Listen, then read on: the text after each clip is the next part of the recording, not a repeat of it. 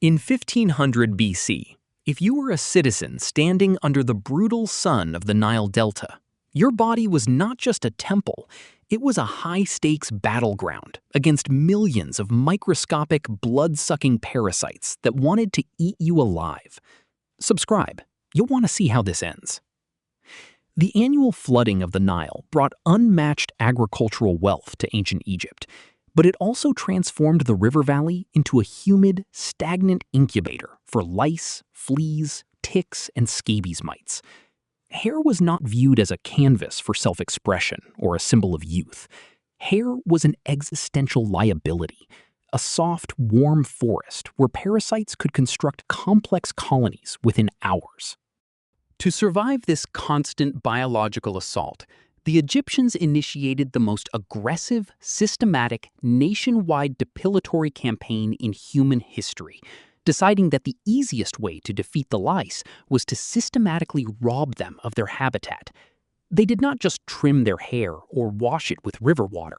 They systematically, ruthlessly scraped every single hair off their heads, arms, legs, chests, and pubic regions, until their skin was as smooth, reflective, and hairless as polished alabaster. This was not a fashion trend born out of superficial vanity, but a desperate, highly calculated medical intervention designed to maintain basic human sanity in an environment that was actively trying to cover everyone in open, infectious sores. The daily mechanical ritual of hair removal was nothing short of an ordeal of physical endurance.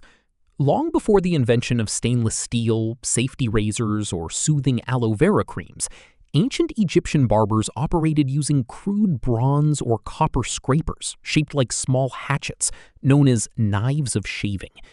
Because these metal blades dulled almost instantly against coarse human hair, the process was excruciatingly painful, pulling and tearing at the skin with every stroke. For those who could not afford a personal barber or a copper blade, the alternatives were considerably worse.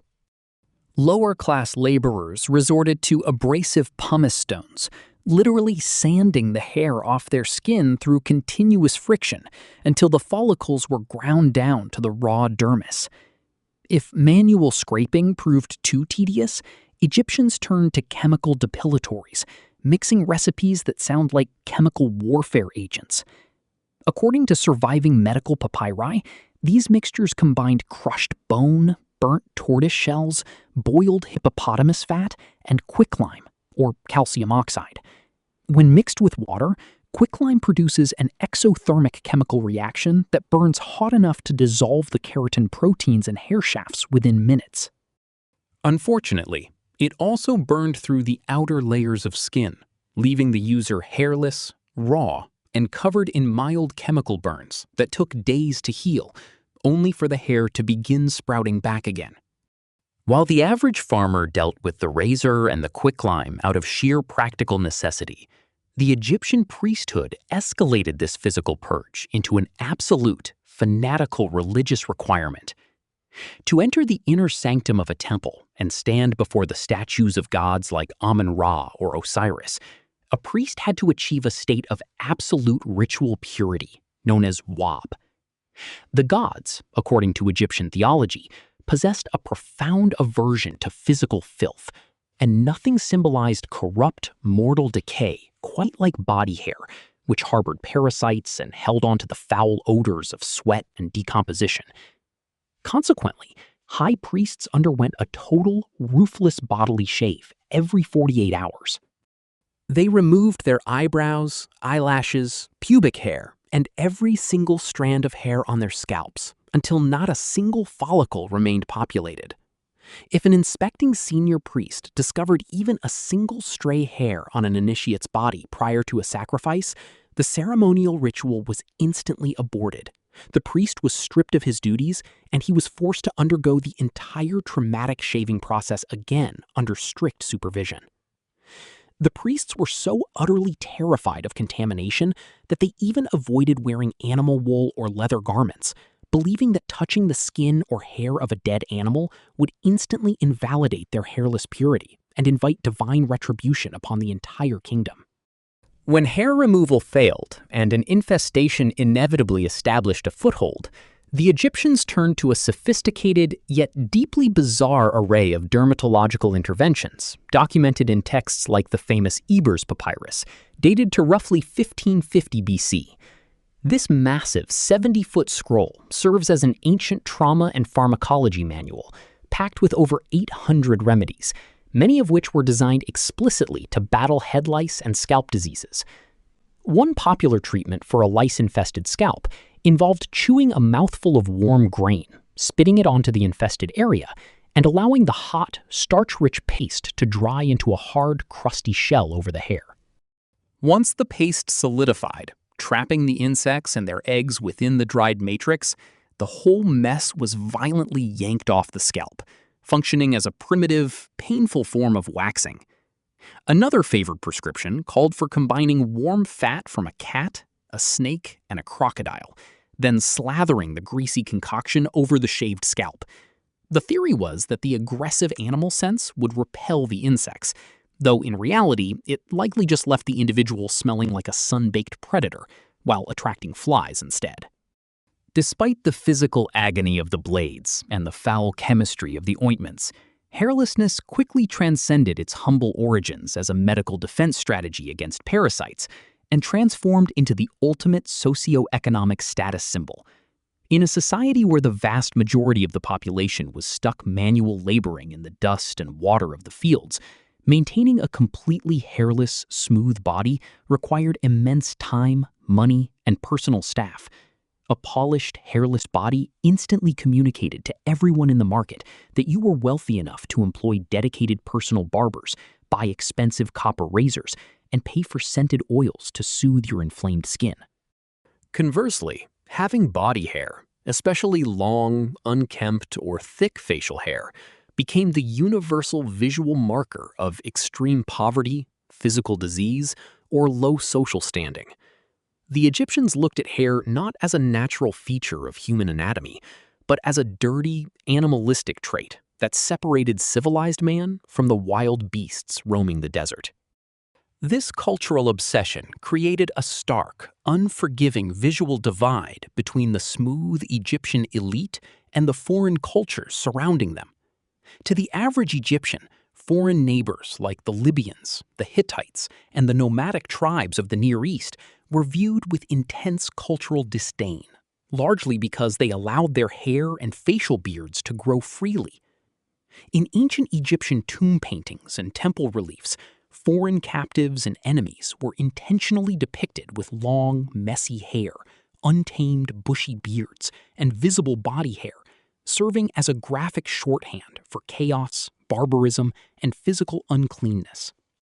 By contrast, the pharaoh and his officials were always rendered with razor-sharp jawlines, smooth skin, and perfectly bald, pristine scalps, reinforcing the political narrative that the divine rulers of Egypt were physically superior, clean, and detached from the dirty, unwashed masses of the outside world.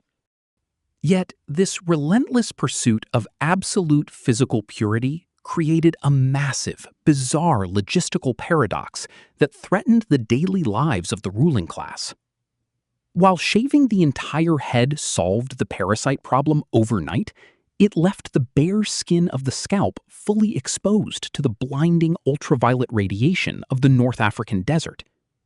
In a climate where summer temperatures routinely surged past 105 degrees Fahrenheit, an exposed bald head meant severe sunstroke, third-degree sunburns, and permanent skin damage within hours.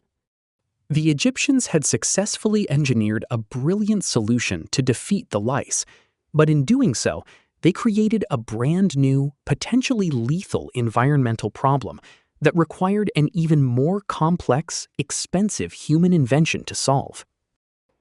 To survive the brutal North African climate without burning their bare skin to a crisp, the Egyptian upper class engineered one of the most brilliant and uncomfortable cosmetic trade-offs in human history, the head wig. Instead of growing natural hair that would instantly attract massive colonies of blood-sucking parasites, Wealthy Egyptians covered their freshly shaven, oil-slathered scalps with massive, structurally complex headpieces built from real human hair or fine sheep's wool. These wigs were far more than simple head covers. They were high-tech thermal insulators designed specifically for the desert. By building these hairpieces with an internal network of woven mesh, straw, and cross-ventilated hair braids, Egyptian wig makers created an elevated air gap between the outer hair layer and the wearer's exposed scalp. This ingenious structural buffer allowed trapped heat to escape while preventing direct solar radiation from striking the bare skin, acting as a primitive, highly effective swamp cooler for the head. However, constructing these elite thermal barriers was a painstaking, resource-intensive industry that turned hair into one of the most valuable liquid commodities in the ancient Mediterranean basin. Lower-class citizens who could not afford genuine human hair wigs were forced to wear primitive versions fashioned from dried plant fibers, palm leaves, or compressed sheep's wool, which offered basic sun protection but lacked the flexibility and breathability of real hair. The ruling elite, on the other hand, spent astronomical sums commissioning custom wigs constructed from hundreds of thousands of individual strands of human hair, sourced directly from poor female laborers or harvested from foreign slaves as tribute. Professional wig makers bathed the harvested hair in boiling animal fats and vegetable oils to eliminate any surviving parasite eggs, bleached the strands under the desert sun, and dyed them using dark plant extracts or crushed mineral pigments like henna and galena. To fuse these massive headpieces into rigid, immaculate geometric shapes that would not collapse under the stifling heat, craftsmen poured liberal amounts of melted beeswax and tree resins directly over the hair braids.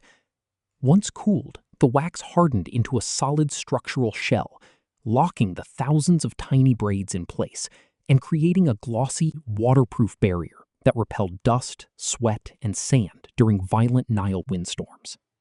Yet, wearing a 3-pound helmet made of human hair, beeswax, and animal fat under a 105-degree sun introduced a completely new level of physical torment for the Egyptian aristocracy. As the outdoor temperature climbed, the beeswax saturated into the wig would begin to soften and liquefy, dripping a greasy, foul-smelling emulsion down the neck and faces of court officials during long public ceremonies. To combat this repulsive degradation, Egyptian nobility developed an equally absurd cosmetic remedy: perfume cones. Attendants at banquets and religious rituals placed solid, cone-shaped mounds of hard animal tallow, typically fat extracted from cattle or pigs, blended with expensive aromatic resins like myrrh, frankincense, and cardamom directly on top of their heavy wigs. As the wearer stood under the oppressive heat, the fatty cone slowly melted at a uniform rate, releasing a continuous stream of heavily scented, greasy runoff that soaked through the hair braids and ran down the body. This continuous chemical wash bathed the wearer in expensive perfume, masked the rancid smell of melting beeswax, and provided a protective hydrophobic layer over their bare, shaved skin that locked in body moisture and prevented severe dehydration. This entire multi-layered ecosystem of complete body hair removal, chemical depilatories, beeswax insulation, and melting tallow cones was ultimately driven by a deep-seated cultural obsession with sacred purity and cosmic order. In the Egyptian worldview, bodily hair was not merely an hygienic inconvenience or a vector for parasites. It was a physical manifestation of chaos, filth, and raw animal nature.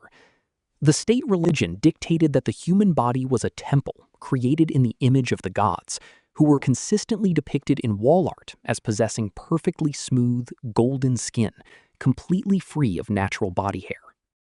For a high-ranking priest or noble to approach an altar or enter a sacred sanctuary with visible facial stubble, thick underarm hair, or a full head of natural hair was considered an act of severe spiritual defiance that would instantly contaminate the temple and invoke divine wrath upon the nation.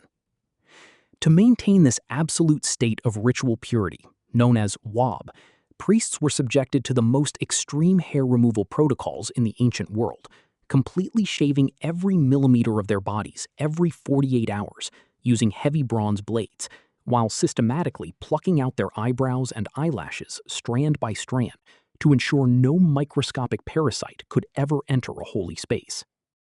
This rigid cultural binary between hairless purity and hairy chaos extended far beyond religious temples, serving as the foundational doctrine of Egyptian geopolitics and social hierarchy.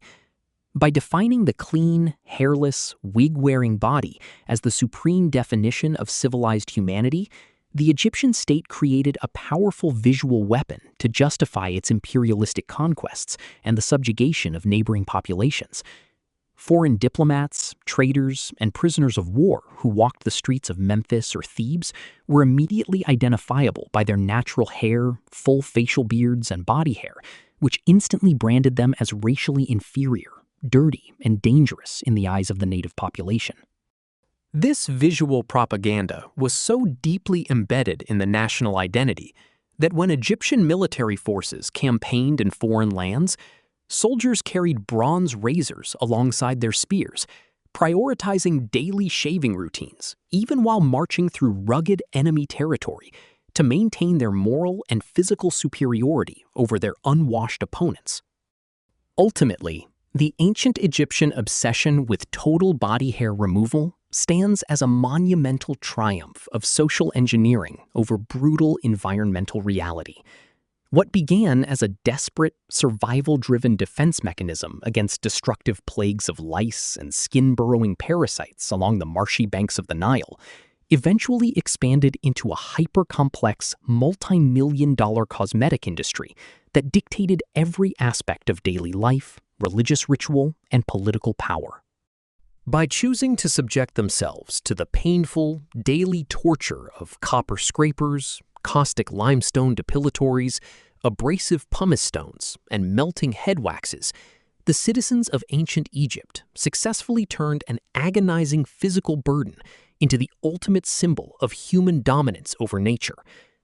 They engineered a world where absolute hairlessness represented the peak of human civilization, proving to the ancient world that true social status was achieved not merely by wealth or power, but by the complete, systematic eradication of the biological human body.